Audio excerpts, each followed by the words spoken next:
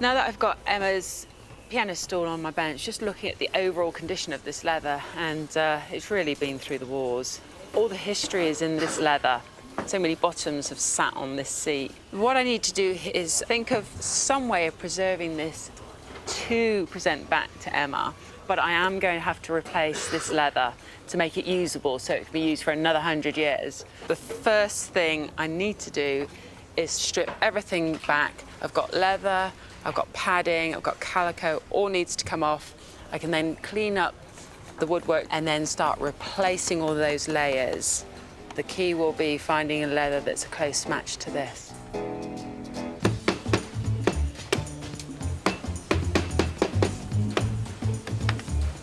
These tacks are still very strong and in there, but I won't be able to use them again because they're rusty. They're just so well made. 100-year-old tacks. That's when you could get really good quality ironwork. Sad that you can't find them so much today. So now I've got all those tacks off. I really want to keep all the pieces how they were originally laid on the piano stool. It's really like picking up an octopus. Okay, there we go.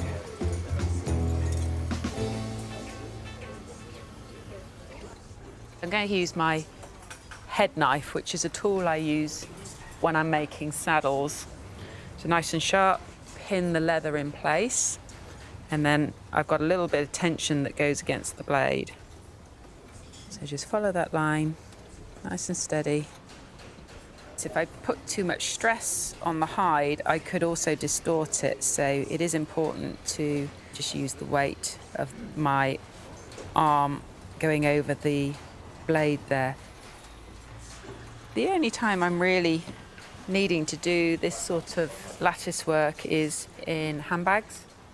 And there's multiple pieces of leather that have to be woven and sewn into place, and that sort of is quite taxing on the old brain box. But this hopefully will be a lot more straightforward. And there is that lovely strip ready to be mounted onto the stool.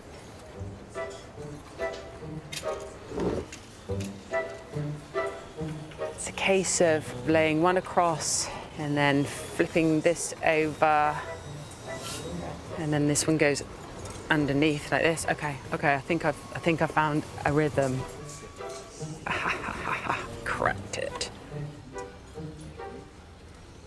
What I need to do now is start pulling up each strand and getting the tension right, but not too tight. I want to make sure that I don't distort the width at all. Use my hand to push the leather as well as pulling it with my fingers. Again, this is just gorgeous. You can see it beginning to take shape. It is almost like a piece of art. Now we're getting this close to the finishing look.